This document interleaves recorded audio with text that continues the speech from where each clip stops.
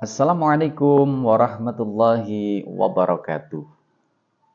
Masih seputar nasab Ba'alawi. Saya tidak akan membahas kaitannya apakah nasab Ba'alawi itu dzurriyyat Rasulullah Shallallahu Alaihi Wasallam atau bukan. Terlepas dari itu, kita sebagai seorang Muslim maka wajib saling nasihat dan menasehati. Kalau memang nasab Ba'alawi itu dikatakan sebagai terah atau dzurriyyat atau keturunan Rasulullah Shallallahu Alaihi Wasallam, maka harus ingat akan pesan-pesan yang akan saya sampaikan. Karena saya seorang Muslim, maka berhak pula untuk saling mengingatkan kepada diri kita dan Anda semuanya. Mungkin bagi sebagian pemirsa video ini tidak penting, akan tetapi untuk mengingat ya, apa yang selama ini sudah Anda pelajari, barangkali ada yang sudah pernah terlupakan, bisa ingat kembali.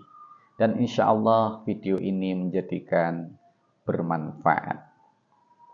Sebagai wujud cinta ya, kepada Ahlul Bait, barangkali Ahlul Bait saat ini yaitulah nasab Ba'alawi, maka hak saya untuk menasehati sesama Muslim, mengingatkan kepada Anda.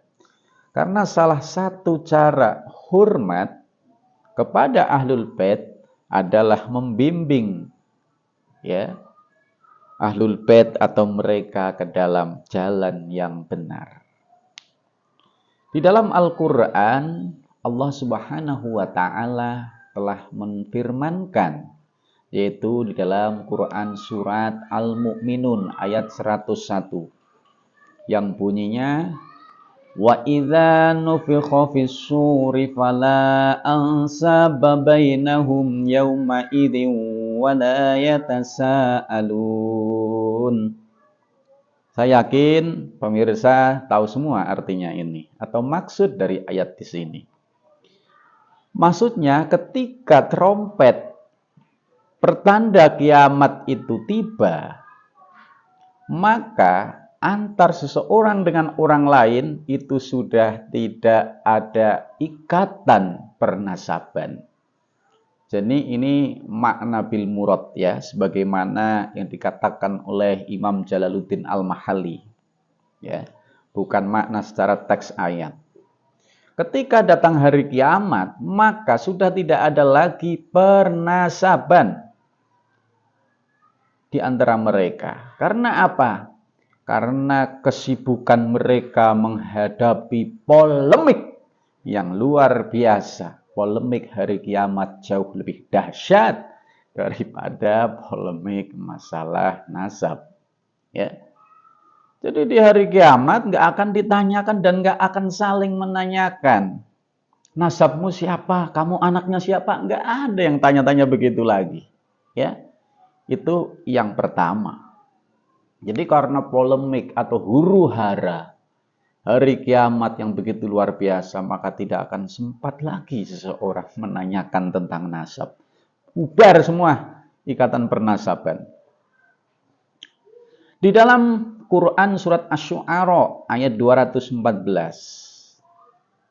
ada satu ayat lagi yang mengatakan wa anzir ashiratakal aqrabin. Rasulullah Shallallahu Alaihi Wasallam mendapat dawuh dari Allah Subhanahu Wa Taala agar menasehati kerabat dekatnya, ya, agar mengingatkan, agar mereka menjaga diri dari api neraka. Ini menurut sebagian ahli tafsir dimaknai demikian, ya. Sehingga waktu ayat itu turun, ya, ayat 214 Quran surat Asy-Syu'ara, Nabi Shallallahu Alaihi Wasallam mengumpulkan kerabatnya, ya, Sofiyah binti Abdul Muthalib, ya, Fatimah binti Muhammad Shallallahu Alaihi Wasallam. Beliau kumpulkan, dan apa yang beliau katakan saat itu? Wahai Fatimah binti Muhammad, wahai Sofiyah binti Abdul Muthalib, wahai Bani Abdul Muthalib, aku tidak bisa melindungi kalian sedikit pun dari siksa Allah Subhanahu wa Ta'ala. Hanya saja kalian memiliki rahim atau kerabat yang aku akan terus jalin silaturahimnya di dunia ini. Itu kata Rasulullah Shallallahu Alaihi Wasallam. Sehingga ya, bagi Anda yang punya nasab orang besar, nasab orang soleh, mungkin sedikit bangga silahkan, tapi jangan sampai sombongkan, karena itu tidak menjamin keselamatan Anda di akhirat nanti. Ya. Jadi pesan saya kepada dzurriyyat, ya, barangkali Bani Alawi ini termasuk dzurriyyat Rasulullah, saya hanya pesan kepada Anda, jangan dijadikan nasab sebagai instrumen kedekatan kepada Allah Subhanahu wa Ta'ala. Ya, jadi bukan talak ukurnya nasab itu. Yang kedua, nasab bukan menjadi patokan seorang terbebas dari dosa, karena nggak maksum, ya. Semua orang itu derajatnya di mata Allah itu sama. Yang membedakan hanyalah ketakwaannya kepada Allah Subhanahu wa Ta'ala. Jadi barangkali ada para oknum yang menipu orang lain melalui faktor kenasabannya gitu ya. Ini hati-hati. Selanjutnya, Imam Al-Ghazali di dalam kitab Ihya Ulumuddin juga pernah menyampaikan pesan terkait dengan orang-orang yang menyombongkan nasabnya. Bahkan di situ langsung dicontohkan oleh Imam Ghazali, itu adalah trah atau halawiyah. Ya. Kurang lebihnya begini teksnya. Wa rubbama kana mustanaddu rajaihim at-tamassuk bi sholahil aba wa ulwi rusbatihim kahtiroril alawiyah binasabihim. Nah, ini sudah menjadi contoh sejak zaman Imam Al-Ghazali. Jadi yang artinya kurang lebih begini, Imam Al-Ghazali mengatakan, boleh jadi mereka menyandarkan harapan dengan berpegang pada kesolehan dan ketinggian derajat ayah-ayah mereka. Seperti tertipunya sebagian keturunan Alawiyah dengan nasab mereka, tapi bertentangan dengan perilaku ayah-ayah mereka di dalam ketakutan, ketakwaan, dan kewaraan kepada Allah Subhanahu wa Ta'ala.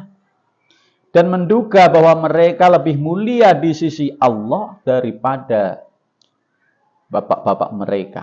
Padahal bapak-bapak mereka dengan derajat kewaraan dan ketakwaan yang tinggi tetap merasa takut siksa Allah Subhanahu wa Ta'ala.